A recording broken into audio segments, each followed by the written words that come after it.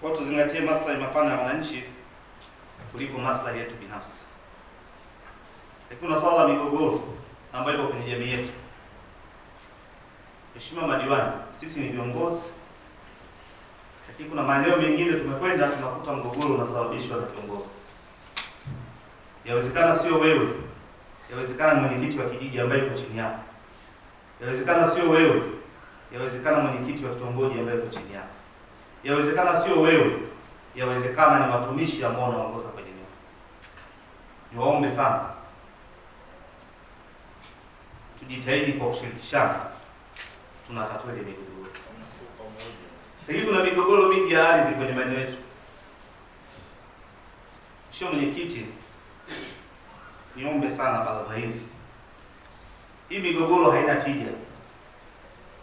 Katika upangaji wa bajeti zenu, niwaombe sana mtenge bajeti kwa ajili ya kutatua migogoro ya ardhi. Mfano, kuna migogoro kati ya kijiji na kijiji ambayo inahitaji tu tafsiri ya mpaka. Ili kukamilisha kazi hiyo, lazima kuwepo na budget. Na wewe diwani, sidhani kama utakuwa comfortable kufanya kazi kwenye kata ambayo ina migogoro kwa sababu tu ya mwingiliano wa maslahi. Lakini mimi nataka niwaambie waheshimiwa madiwani, hakuna migogoro ya kijiji na kijiji. Inatokea tu mahali ambapo pana maslahi.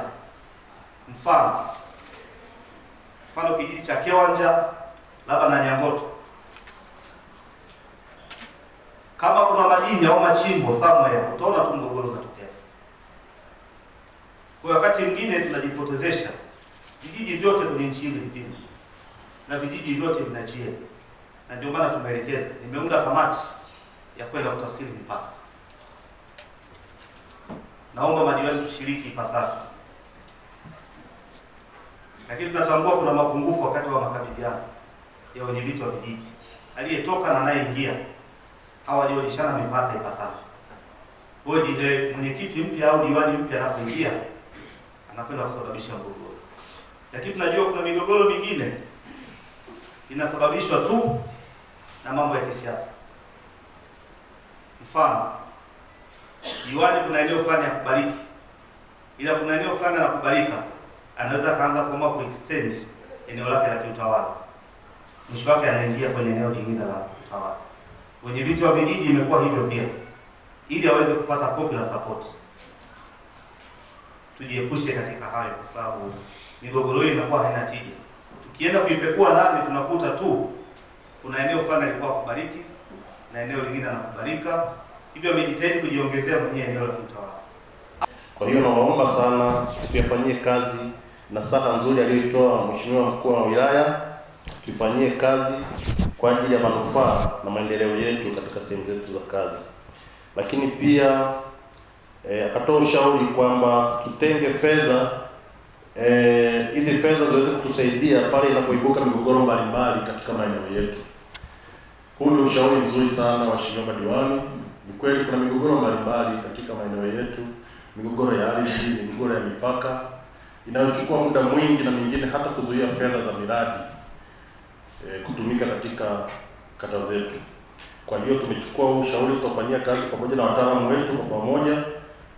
Tuna umuhimu wa kutenga fedha kwa ajili ya utatuzi wa migogoro mbalimbali. Lakini mimi sitakuwa na mengi ya kusema zaidi ya kusema tu kwamba tuendelee kushirikiana kwa pamoja, tuendelee kufanya kazi kwa bidii. Waheshimiwa madiwani, mnapotoka hapa, nendeni mkafanye mikutano ya hadhara kwenye kata zenu, nendeni mkazungumze na wananchi wenu, nendeni mkawahimize, lakini ikiwa ni pamoja na kusimamia na kulinda miundombinu tulionayo. Twende tukawe walinzi wa miundombinu yote inayojengwa kwenye kata zetu sisi wenyewe. Kwanza kabisa naomba nimpongeze mkuu wetu wa wilaya Meja Edward